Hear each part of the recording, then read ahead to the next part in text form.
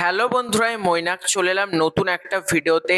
আজকে এই ভিডিওতে রিভিউ করব একটা প্রোমো ফাইনালি আউট করা হয়েছে জি বাংলার জনপ্রিয় ধারাবাহিক চিরদিনই তুমি যে আমারকে কেন্দ্র করে।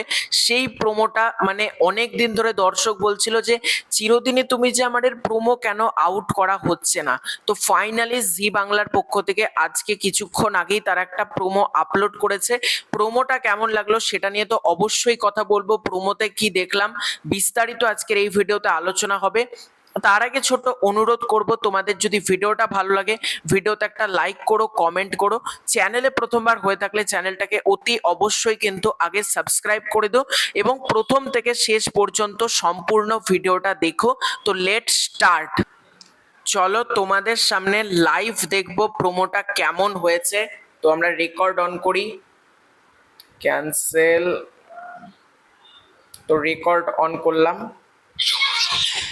রাজনন্দিনীকে কে মেরেছিল?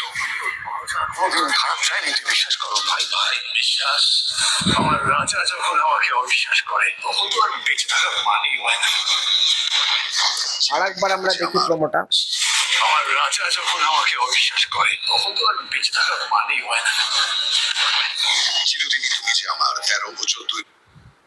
এখানে আমরা যেটা দেখতে পেলাম, বেশি বড় প্রোমোটা আউট করেনি তারা, মাত্র 20 সেকেন্ডের প্রোমো আউট করা হয়েছে। 13 এবং 14 মে বিকেল 5:30 এই প্রোমোটা দেওয়া হয়েছে এবং নাম দেওয়া হয়েছে বন্ধু যখন শত্রু।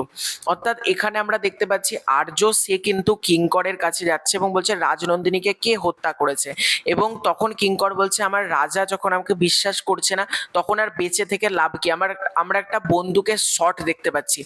তাহলে অনেকে এখান থেকে অ্যাজিউম করছে কিঙ্কর কি মারা যাচ্ছে। দেখো, আমার মনে হচ্ছে মেকার্সরা একটা বড় চমক কিন্তু রেখেছে। এখনই কিন্তু আমরা বলতে পারবো না কিঙ্কর মারা গেল না বেঁচে গেল, কারণ মারা গিয়েছে এটা কিন্তু এখনো পর্যন্ত দেখানো হয়নি।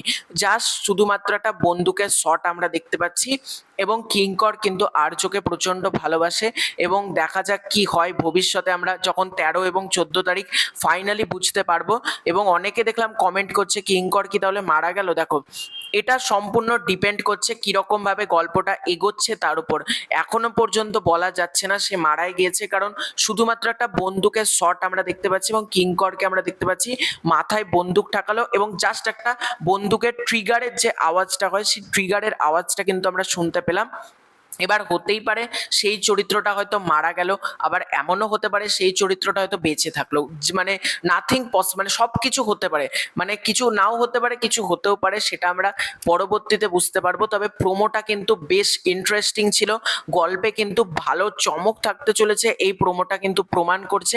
এক কথায় কিন্তু আমার প্রোমোটা বেশ বেশ বেশ ভালো লেগেছে। তো তোমাদের কার কার কি মনে হচ্ছে, কিঙ্কর কি মারা গেল নাকি ওটা শুধুমাত্র জি বাংলার পক্ষ থেকে দর্শকদের একটা সারপ্রাইজ করা হলো? দর্শকরা এবার এটা নিয়ে মানে সবসময় ভাববে এই জন্য কি করা হলো, সেটা তোমরা কিন্তু অবশ্যই কমেন্ট করে জানিও। খুব শীঘ্র দেখা হচ্ছে নতুন কোনো ভিডিওতে। চ্যানেলে প্রথমবার হয়ে থাকলে চ্যানেলটাকে অতি অবশ্যই কিন্তু আগে সাবস্ক্রাইব করে দিও। Bye bye.